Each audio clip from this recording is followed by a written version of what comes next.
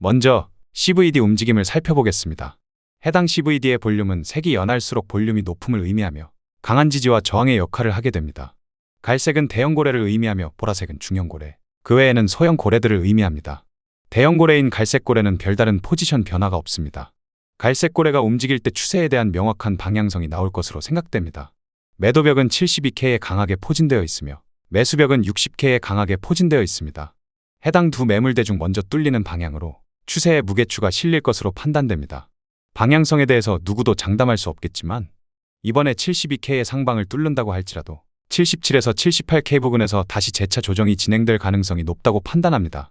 하방시 짊어질 리스크 대비 얻을 수 있는 잠재적인 수익 기대치가 다소 아쉬운 영역이라 보여지며 그에 따라 현금화 비중을 더욱 높여 리스크 관리를 해주시는 것이 좋을 것으로 판단됩니다. 혹 지금 신규 매수를 진입할 경우 빠르게 치고 빠지는 단타를 지향하는 것이 좋겠으며 지금 신규 매수를 진입해서 장투를 하는 것은 지양해 주시는 게 좋겠습니다. 결국 기다리면 자리는 내주게 되어 있습니다. 여러분들은 이미 충분히 경험을 하였습니다. 본인이 째리던 매수 자리는 결국 시간 지남에 따라 결국 도달하게 됩니다. 저는 이제부터 현금화 비중을 최대치로 끌어올릴 계획입니다. 장투 종목들도 최대한 모두 정리 중에 있습니다. 다음 살펴볼 것은 ETF 유입과 유출입니다. 주말간 ETF 유입과 유출이 없는 사이 다소 큰 변동성을 야기하지 않을까 싶었지만 오히려 ETF 유입과 유출이 없으니 주말간 움직임은 심정지에 가까웠습니다. 현재의 이러한 횡보는 어떻게 해석해야 될까요? 보통 바닥 구간에서 반등과 조정을 통해 지루한 횡보세가 이어질 경우 우리는 그것을 축적 구간이라고 칭하고 있습니다. 해당 지루한 횡보 장세에 버티지 못한 개미들의 물량 뺏기가 시작되는 것이죠. 그렇다면 현재 상황은 어떨까요? 비트코인은 신고점을 경신하였고 누가 봐도 대상승장입니다. 이러한 대상승장 고가 부근에서 조정과 반등을 통한 지루한 횡보세로 이어지는 것은 긍정적으로 보이지 않습니다.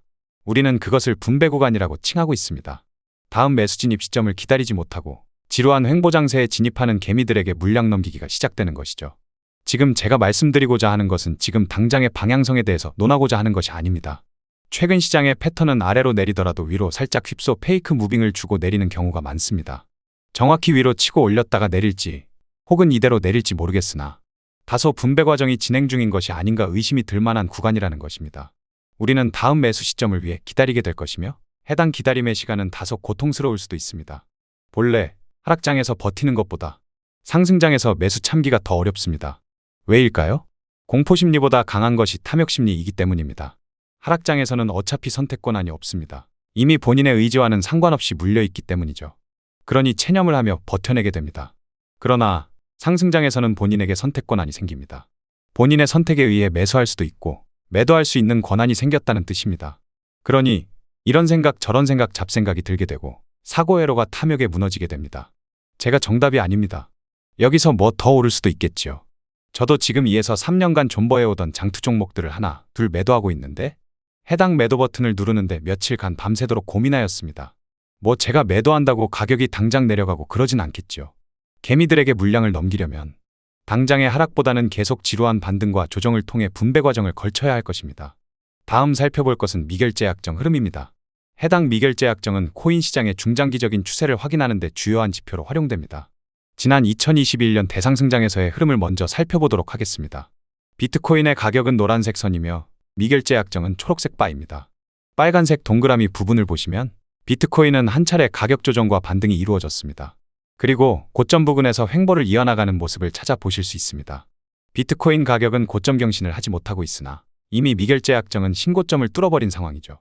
그러한 미결제 약정을 토대로 횡보 흐름 끝에 신고점을 경신하는 모습을 보여주었습니다. 이제 2024년 현재 대상승장 흐름을 살펴보도록 하겠습니다. 빨간색 동그라미 부분을 보시면 비트코인 가격은 고점 경신을 하지 못하고 있으나 이미 미결제 약정은 신고점을 뚫어버린 상황입니다. 2021년 흐름과 매우 유사함을 찾아보실 수 있습니다. 이러한 미결제 약정의 흐름은 선행지표로서 종종 활용되곤 합니다. 물론 절대적인 지표는 아니며 그러한 경향을 가지고 있다 해석하시면 되겠습니다. 비트코인 가격은 신고점 경신을 하지 않았으나 이미 미결제 약정이 신고점을 뚫어내면서 가격 상승에 대한 기대감을 보여주는 것이며 시장의 자금 유입은 더욱 커져가고 있음을 나타내는 것입니다. 그러나 문제는 비트코인이 그러한 흐름에 따라 신고점을 경신하더라도 다소 작은 폭의 신고점 경신 후 가격에 큰 조정이 이루어졌다는 것입니다. 따라서 이번에도 신고점을 찔끔 경신 후 하락할지 혹은 이대로 가격 조정을 줄지 알 수 없으나 분명히 매수 포지션에 대해서는 리스크가 높은 자리임은 분명합니다.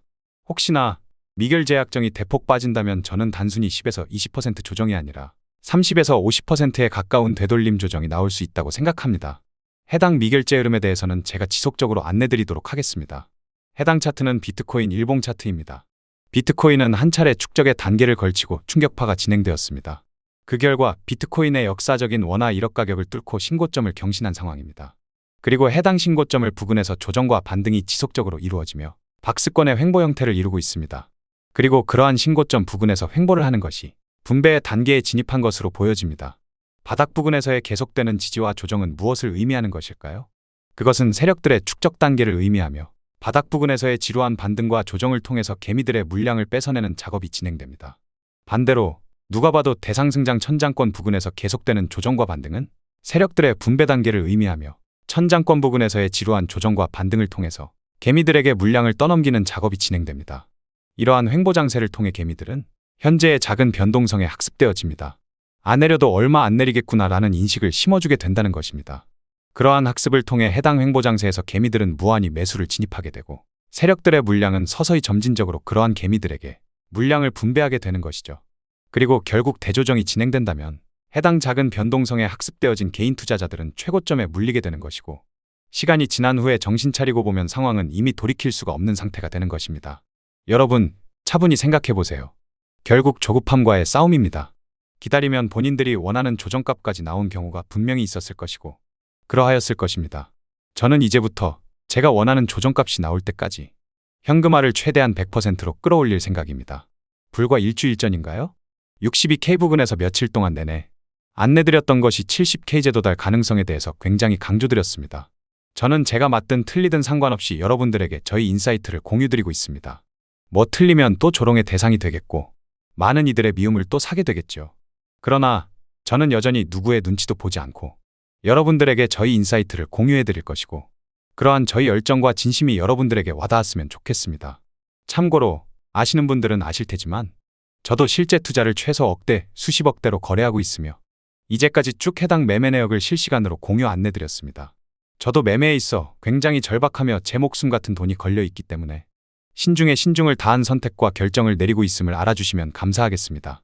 오늘 준비한 영상은 여기까지입니다. 오늘도 시청해주셔서 감사합니다.